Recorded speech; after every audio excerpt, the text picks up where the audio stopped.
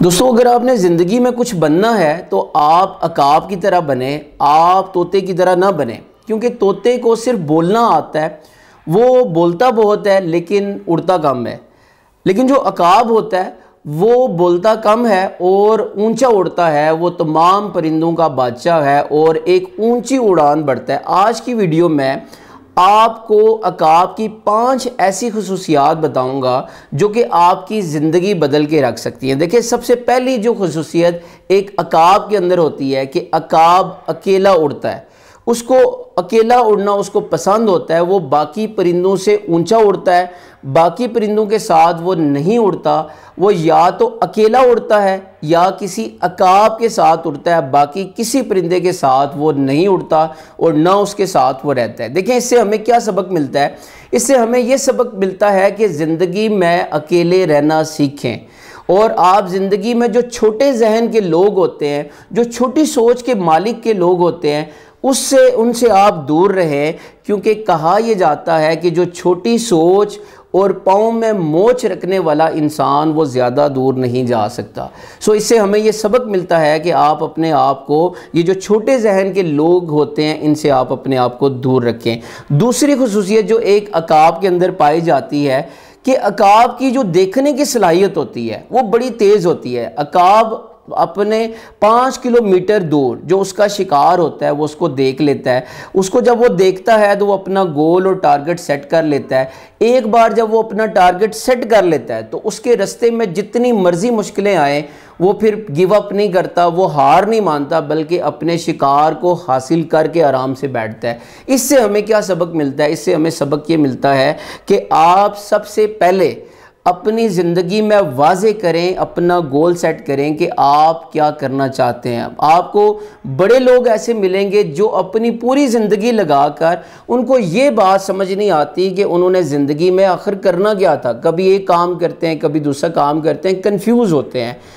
آپ سب سے پہلے اپنا ٹارگٹ گول سیٹ کریں کہ آپ کیا کرنا چاہتے ہیں، اور کچھ بھی آسان نہیں ہوتا۔ جب ایک بار اپنا ٹارگٹ آپ سیٹ کر لیتے ہیں تو اس کے راستے میں جتنی مشکلات آتی ہیں، جتنی رکاوٹیں ہوتی ہیں، آپ نے گیو اپ نہیں کرنا، آپ نے لگے رہنا ہے اور آپ نے اس کو حاصل کر کے چھوڑنا ہے۔ تیسری بات جو ایک عقاب کی خصوصیت ہوتی ہے وہ ہے کہ عقاب مردار نہیں کھاتا، وہ مردہ جانوروں کو نہیں شکار کرتا بلکہ زندہ جانوروں کا شکار کرتا ہے، اور اس کے سامنے اگر کوئی مردار چیز پڑی ہوئی ہو اس کی طرف دیکھتا بھی نہیں ہے۔ دیکھیں اس سے ہمیں کیا سبق ملتا ہے؟ اس سے ہمیں یہ سبق ملتا ہے کہ انسان کا جو ماضی ہوتا ہے، جو گزرا ہوا وقت ہوتا ہے، وہ ایک ڈیڈ ٹائم ہوتا ہے۔ اب وہ گزر چکا ہوتا ہے، آپ اس کو دوبارہ ماضی میں جا کر آپ اس کو چینج نہیں کر سکتے۔ بعض لوگ اپنی ماضی کی غلطیوں کی وجہ سے، ماضی کے پچھتاووں کی وجہ سے، یا ماضی کی جو تلخ باتیں ہوتی ہیں اس کی وجہ سے اپنے آپ کو تکلیف دے رہے ہوتے ہیں۔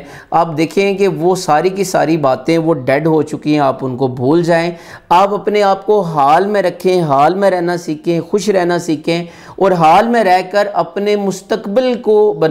اچھا بنانے کی کوشش کریں۔ آپ حال کو ٹھیک کر لیں، کیونکہ آپ کے حال نے بھی آپ کا ماضی بن جانا ہے۔ اگر آپ مستقبل کو اور آپ اپنے ماضی کو ٹھیک کرنا چاہتے ہیں، آپ کے پاس ایک ہی ٹول ہے، اور وہ ٹول کیا ہے کہ آپ اپنے حال کو ٹھیک کر لیں۔ چوتھی بات کہ جو ایک عقاب ہوتا ہے وہ طوفان کو پسند کرتا ہے، وہ طوفان کو چیلنج کرتا ہے۔ دیکھیں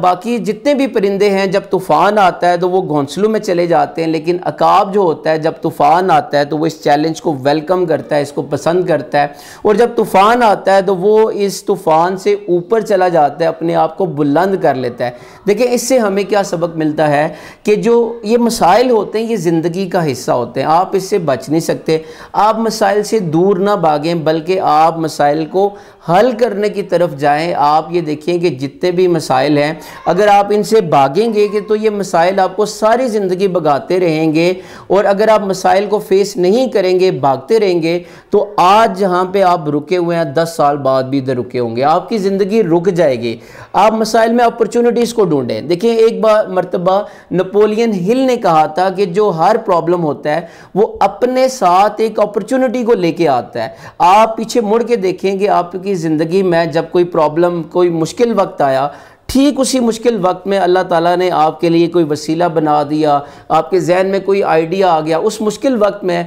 کسی نے آپ کا ہاتھ تھام لیا، آپ پر امید رہیں، آپ اللہ پہ یقین رکھیں، اور آپ اس مشکل وقت میں دیکھیں جس نے مشکل بھیجی ہے،